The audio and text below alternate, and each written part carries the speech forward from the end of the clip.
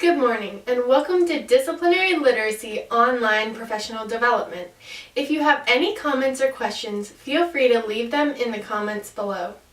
Disciplinary literacy is such an important concept. We're going to spend quite a bit of time focusing on today how to dissect and understand it a little more fully in order to implement it into our classrooms. First, we are going to go over the basic definition of what disciplinary literacy is. Then we will discuss the importance of it and the aspects of disciplinary literacy. And lastly, we will discuss how to integrate disciplinary literacy into your very classroom to promote student growth. Although disciplinary literacy has so many parts and aspects to it, I'm going to try and give you an overarching definition.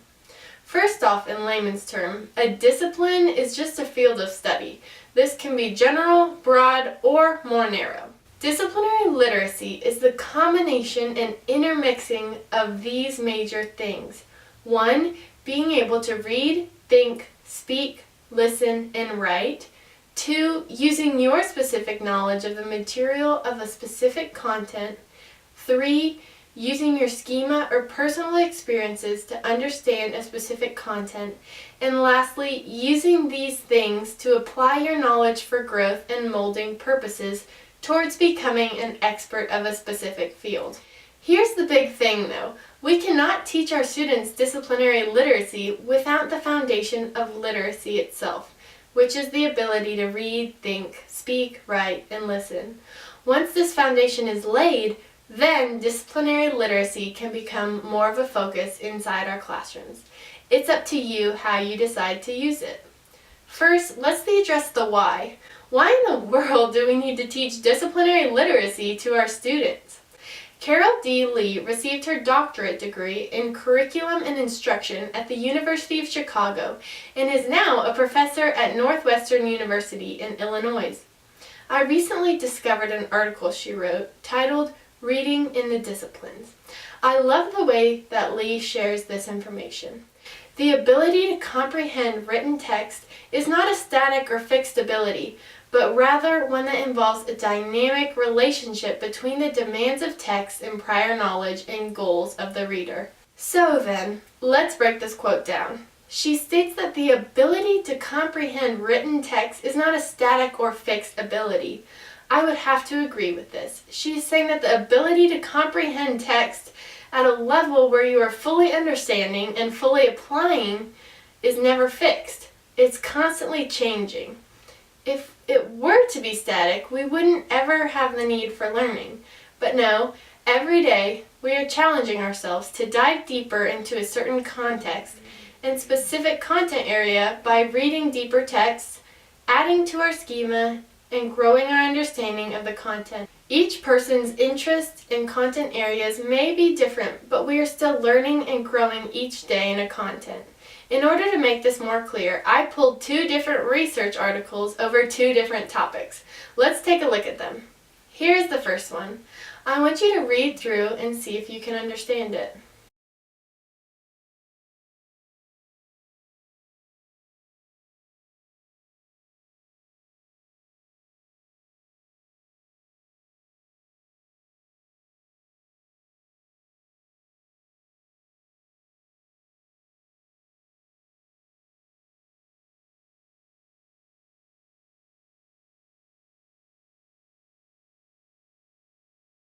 Hopefully, you all understood this article completely. You were probably able to infer that this article is about professional learning communities in schools and what they value. Everyone watching this video right now is a teacher. You have probably learned about professional learning communities in your undergrad experience, been a part of them through field experience opportunities or previous jobs, and learned about them in various books and articles that you have researched. You bring content knowledge to the table and could probably even summarize this information and teach it to a stranger.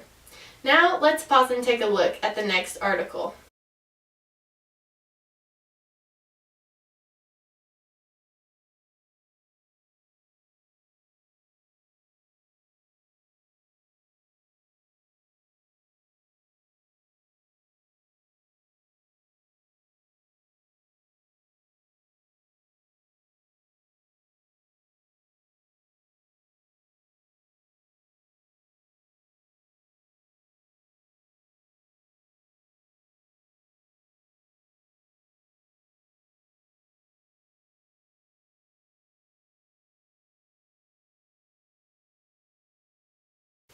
This article, I'm guessing, you are a little more unaware of the information presented in it. Before I read the abstract of this article, I had absolutely no idea what the excerpt was about. Although I know a lot about teaching, on the other hand, have absolutely no idea about network connectivity in our brains when they are resting. I have not learned about this information in my undergraduate experiences. I have not experienced hands-on opportunities with this content in my life, and I have not read books or researched articles about this information, thank goodness. I also am positive that I could not summarize this text and share it with a stranger. As I get further and further into my teaching career, I understand more content because I have challenged myself with more rigorous texts and experienced more information in my life. My ability to comprehend written text, like Carol stated, is always changing because my knowledge is always changing. Let's look at the next part of her quote. There is a dynamic relationship. This is important to remember. We need to constantly be feeding our students' minds with more information. We don't ever want them to get stuck, but rather we want them to be challenged in a good way to pursue deeper, more rigorous texts of their specific interests of content area. This will also allow our students to ignite their own learning and be passionate about what they are learning about. Now I'm going to stop us right there, and we'll come back to the rest of this quote later in the training. Disciplinary literacy is the process of letting your students make their own meaning when thinking and learning from the expert of someone in that field. They should be valuing concepts that experts in that field value. Every single discipline has its very own vocabulary, values, and forms of communication. This information changes the way we interact with various texts in each specific subject. Our students should be grasping this concept at an early age when learning in math, science, social studies, and science. As they get older, their disciplines will become more specific and they will grow a deeper understanding of what is important for that specific discipline. Students in the future will then be able to process like a scientist, problem solve like an engineer, value patterns like an artist, or understand Earth's formations in nature like a geologist. For example, when I taught 5th grade literacy, I was teaching point of view and perspective. One day, I decided to incorporate art into my classroom and use disciplinary literacy to do so. I used various pieces of artwork as my texts and had the students analyze each one with the mindset of an artist. By doing this, the students were forced to take on the mindset of an artist and realize when artists are creating, they have to think about their audience, who they are representing, and how to captivate their audience. It was so encouraging to see my students take on this role and jump into disciplinary literacy in such an awesome way. As teachers, our role is to first model, then walk with the students through learning the foundations of literacy, those reading, writing, speaking, listening, and thinking skills. Once we do this, we allow our students to be able to understand and grow in these disciplines on their own with some scaffolding. Giving our students this background knowledge, we provide higher level thinking and processing skills for future college and career opportunities and readiness. Here's our scaffolding. Although we need that base foundation of literacy, we as teachers get to instill this mindset of value from a mindset of a specialist. In order to allow students to think critically about their content, we as teachers can challenge them by using the aspects of disciplinary literacy in our classrooms. There are many aspects that can affect how we have our students interact with information from the discipline, but today I'm going to talk about 5 specific aspects. Teachers need to focus on highlighting these values we are going to learn about that are specific to each subject. When we integrate these aspects into our classroom, we present the opportunity to have our kids investigate and fully understand how each specific discipline uses unique tools to communicate and make meaning in that discipline. Now, let's go over our 5 aspects. First, we have text structure. There are many different forms of text structure in our world today. Various disciplines focus more specifically on certain structures, and we need to make our students aware of this. Mathematicians may value reading charts and graphs, whereas historians may value reading primary sources and first-hand documents, such as letters.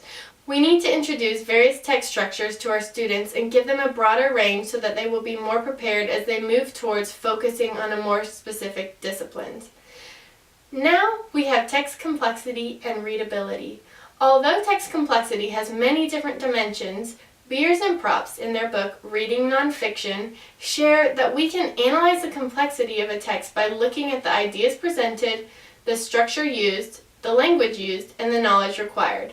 When choosing text for our students, we need to make sure that we are always raising the complexity, but at the same time making sure it's not too challenging.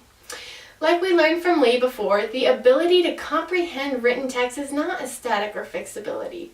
We need to be constantly challenged by this text we are reading, or we will not grow in our knowledge and skills. We do, though, need to make sure that we are focusing on the readability level of the text. This is where there will need to be differentiation in the classroom, depending on the student's readiness level. Another aspect of disciplinary literacy is domain-specific vocabulary. You may also know this as Tier 3 vocabulary. Unless we prepare our students with domain-specific vocabulary, they will be lacking in their ability to fully understand a text. There are so many strategies to introduce new domain-specific vocabulary. One strategy you could use in your classroom is called possible sentences. Visuals and hands-on experiences are also great opportunities to share these domain-specific vocabulary with your students. The next aspect is rigor and relevance. Although I tied these together, they are two very different things. It is important to understand that relevance is so different than interest. We want text to be relevant for our students so that they matter to them and impact their futures. Relevant texts are not fleeting, but instead will keep your students' attention. Relevance will cause your students to persevere when the text gets difficult. Rigor, on the other hand, is not found by making a text harder for a student to read, but making sure that the student is engaged and fully focused on a text. Beers and Props say that if we are lazy with every work of fiction we read, our intellectual growth may be stunted. We don't want this to happen with our students. We want them to constantly be learning more and more in various disciplines. Lastly, we have content knowledge. We want to get our students excited about the content of a discipline, whether that be taking them out into the real world to see a museum where artists' work resides, or allowing experts of a field to come speak inside your classroom. Your students will be more engaged when you provide them with schema and content knowledge of certain subjects. Like I said before, these 5 aspects are used in order to be able to communicate and share knowledge of content in a specific discipline. These 5 aspects of disciplinary literacy are simple ways in how you can use and integrate disciplinary literacy into your classroom and create 21st century thinkers ready to conquer various disciplines and fully understand how to start to become an expert in any specific field. Going back to the Carol D. Lee quote that I first shared, the ability to comprehend written text is not a static or fixed ability, but rather one that involves a dynamic relationship between the demands of text and prior knowledge and goals of the reader. How do we promote this dynamic relationship in our democratic classrooms? Our goal as teachers and our role is to be guides in order to help support student growth. We start the students on a journey by giving them their tools needed for success. Literacy tools like the essential reading, writing, speaking, thinking, and listening. Then we use these aspects of disciplinary literacy to guide them along the first part of their journey. We focus on different discipline-specific skills in the classroom, use cross-cutting concepts to make connections between disciplines, and highlight the major differences we see for our students. We challenge our students to be amateur experts in literacy, in science, in social studies, and in math, in grade school.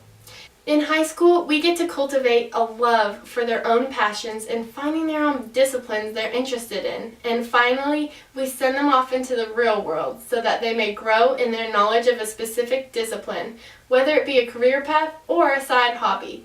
But we have prepared them. Through these skills and understandings, we as their supporters have taught them, whether they be historians, meteorologists, artists, waitresses, or coaches, they will be processing literacy. We have taught them how to consume and present their findings of new information and advances to the real world that surrounds them. Now this, teachers, is our job. Thank you so much for listening today. If you are interested in more information on how to integrate disciplinary literacy into your classroom, I have left a link below for some more domain-specific disciplinary literacy resources. Thank you so much.